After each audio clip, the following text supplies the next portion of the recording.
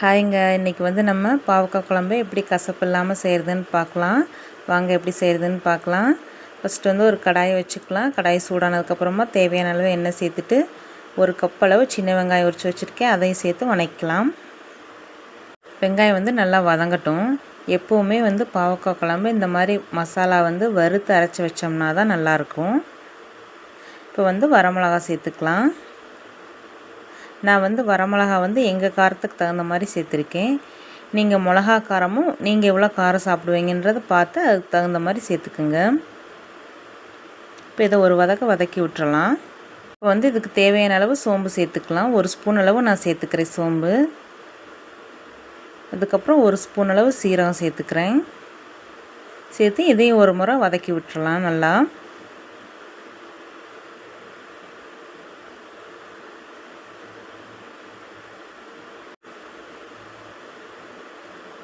இப்போ வந்து ஒரு துண்டு பட்டை சேர்த்துக்கலாம். பட்டையை சேர்த்து நல்லா வதக்கி விட்டுறலாம். இப்போ வந்து கசகசா சேர்த்துக்கலாம். நான் வந்து 1 ஸ்பூன் அளவு கசகசா எடுத்திருக்கேன். அதையும் நல்லா சேர்த்து ஒரு தரம் கிளறி விட்டுறலாம். இப்போ வந்து நான் வீட்லேயே வறுத்தரைச்ச மல்லிப்பொடி வச்சுருக்கேன், அதையும் சேர்த்துக்கலாம். அது வந்து ஒரு 2 டேபிள் ஸ்பூன் அளவு எடுத்திருக்கேன். அதையும் சேர்த்து ஒரு தடவை மிக்ஸ் பண்ணி விட்டுட்டு அடுப்பை ஆஃப் பண்ணிடலாம். இந்த பொடி சேர்க்குறப்பவும் கசகசா சேர்க்குறப்பும் வந்து நம்ம லோ ஃப்ளேமில் வச்சுக்கிறது கசகசா வந்து கருகாமல் இருக்கும், மல்லிப்பொடியும் வந்து கருகாமல் இருக்கும். அவ்வளோதான், ரெடி ஆகிடுச்சு. இப்போ வந்து இதை ஆறட்டும். ஆற விட்டு அரைச்சி எடுத்துக்கலாம். ஃபஸ்ட்டு வந்து நான் தேங்காயும் மிளகாயும் சேர்த்து ஒரு பல்ஸ் விட்டு எடுத்துக்கிட்டு அதுக்கப்புறமா தான் வெங்காயம் சேர்த்து அரைக்கிறேன். கொஞ்சம் கொஞ்சமாக தண்ணி சேர்த்து குறக்குறப்ப அரைச்சி எடுத்துக்கலாம். பாவக்காய் குழம்புலாம் எப்போவுமே மண்பானையில் செய்கிறது தான் நல்லாயிருக்கும். இன்றைக்கி நம்மளும் மண்பானையில் தான் செய்ய போகிறோம். தேவையான அளவு வந்து நல்லெண்ணெய் தான் சேர்த்துக்கிறோம். பாவக்காய் குழம்புனாலே நல்லெண்ணெய் தான். இப்போ வந்து அது கூட கடுகு, கொஞ்சமாக வெந்தயம் சேர்த்துக்கலாம். இது ரெண்டுமே நல்லா பொரிஞ்சு வரட்டும். இது கூட வந்து கருவேப்பிலை சேர்த்துக்கலாம்.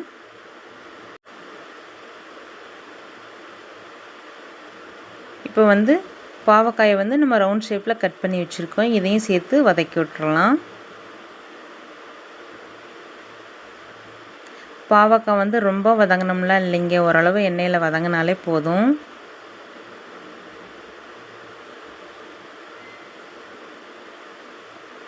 இப்போ வந்து நம்ம அரைச்சி வச்சுருக்க மசாலாவும் இது கூட சேர்த்துடலாம்.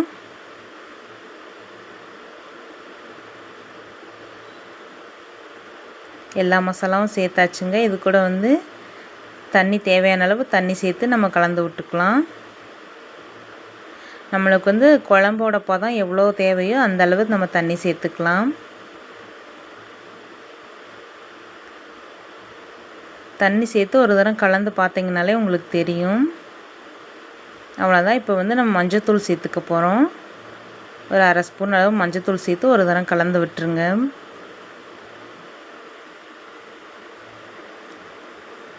இப்போ இதுக்கு வந்து தேவையான அளவு உப்பு சேர்த்துக்கலாம்.